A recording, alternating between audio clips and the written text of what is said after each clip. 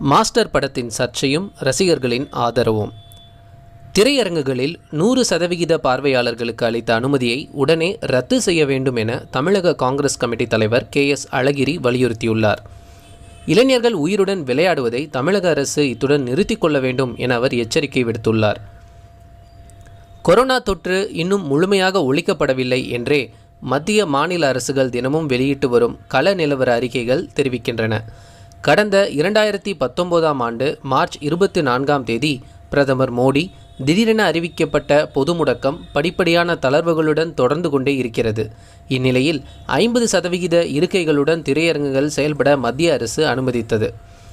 Corona முற்றிலும் ஒழிக்கப்படாத சூழலில் 50% இருக்கைகளுடன் திரையரங்குகள் செயல்பட அனுமதித்ததையே தவறு என்று மருத்துவத்துறையினர் சுட்டிக்காட்டினர். குளிரூட்டப்பட்ட திரையரங்குக்குள் கொரோனா தொற்று வேகமாக பரவும் என்று எச்சரித்தனர். இந்நிலையில் மக்கள் மீது சிறிதும் அக்கறையின்றி 100% பார்வையாளர்களை திரையரங்குகளில் அனுமதித்தது தமிழக அரசு உத்தரவிட்டுள்ளது. கதவுகள் மூடப்பட்ட குளிரூட்டப்பட்ட திரையரங்கில் கொரோனா பாதிக்கப்பட்ட ஒருவர் தும்மினாலே பலருக்கும் தொற்று பரவும் என்று மருத்துவர்கள் தங்கள் அச்சத்தை வெளிப்படுத்தி கொண்டிருக்கின்றனர். சமீபத்தில் IIT வளாகத்தில் 100க்கும் மேற்பட்ட மாணவர்கள் கொரோனா தொற்றால் பாதிக்கப்பட்டனர். தற்போது இளைஞர்கள் பெரும்பாலானோர் கொரோனா தொற்றால் பாதிக்கப்பட்டு வரும் சூழலில் 100% பார்வையாளர்களை அனுமதித்தது சரியா? உருமாறிய கொரோனா பரவி வரும் நிலையில் மக்களை பற்றி சிறிதும் கவலைப்படாமல் எடப்பாடி பழனிசாமி தலைமையிலான அதிமுக அரசு எந்த அடிப்படையில் அனுமதித்தது? இதற்கு மருத்துவ குழுவினர் பரிந்துரைத்திருந்தால் அதன் விவரத்தை வெளியிட வேண்டும். இன்னும் கொரோனா அச்சத்திலேயே மக்கள் வாழ்ந்து வரும் நிலையில் சிறிதும் அதை பற்றி யோசிக்காமல் 100% இருக்கையுடன் திரையரங்குகள் செயல்படலாம் என்று தமிழக அரசு அறிவித்ததன் பின்னணி என்ன என்பது குறித்து மக்களே சந்தேகங்களை எழுப்பத் தொடங்கிவிட்டனர். மருத்துவ நிபுணர்களும் மத்திய உள்துறை செயலாளரும் எச்சரித்தும் இந்த விஷயத்தில் தமிழக அரசு தொடர்ந்து மௌனம் சாதிப்பது பல்வேறு சந்தேகங்களை எழுப்பியுள்ளது. எனவே இனியும் தாமதிக்காமல் 100% பார்வையாளர்களுக்கு அனுமதி அளித்ததை தமிழக அரசு திரும்பப் பெற வேண்டும். இளைஞர்களின் உயிரோடு விளையாடுவதை நிறுத்தி கொண்டு திரையரங்குகளில் 100% பார்வையாளர்களுக்கு அளித்த அனுமதியை உடனே ரத்து செய்ய வேண்டும் என்றும் அவர் கேட்டுக்கொண்டார். இதற்கிடையில் ஐதராபாத் அப்போலோ மருத்துவமனையில் சமீபத்தில் அனுமதிக்கப்பட்ட நடிகர் ரஜினிகாந்த் தனது அரசியல் நிலைப்பாட்டை தெரிவித்த நிலையில் இளைய தளபதி விஜய் அரசியல் நிலைப்பாடு குறித்து கேள்விகள் எழத் தொடங்கின.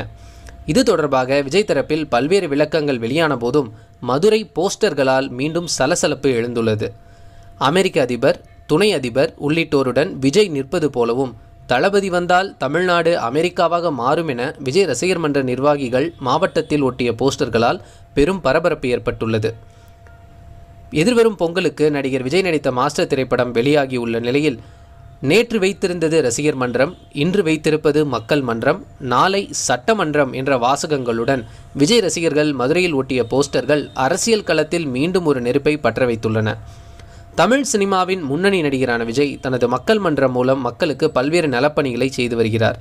இந்த சூழலில் நடிகர் விஜய் அரசியலுக்கு வரவேண்டும் என தமிழ்நாட்டின் பல்வேறு இடங்களில் ரசிகர்கள் போஸ்டர்களை ஒட்டி வந்தனர்.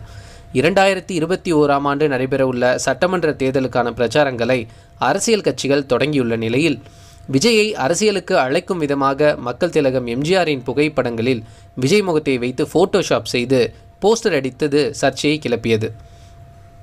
இதைத் தொடர்ந்து ரசிகர் மன்ற நிர்வாகிகளை தனது பனையூர் இல்லத்தில் நடிகர் விஜய் சந்தித்து ஆலோசனை நடத்தினார் என்பது எல்லோருக்கும் தெரியும்.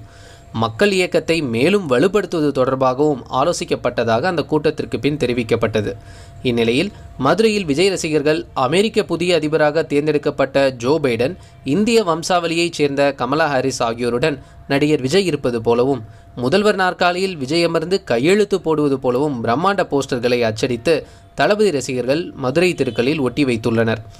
குறிப்பிட்ட போஸ்டர்களில் தளபதி வந்தால் தமிழ்நாடு அமெரிக்கா, நேற்று ரசிகர் மன்றம், இன்று மக்கள் மன்றம், நாளை சட்டமன்றம் என்ற வாசகங்கள் அச்சடித்து ஒட்டப்பட்டிருந்தன. இந்த போஸ்டர்கள் அரசியல் வட்டாரத்தில் பெரும் பரபரப்பை ஏற்படுத்தியுள்ளது. இது தொடர்பாக விஜய் ரசிகர்கள் கூறுகையில், தளபதியை அரசியலுக்கு கொண்டு வருவதுதான் எங்கள் முதல் பணி.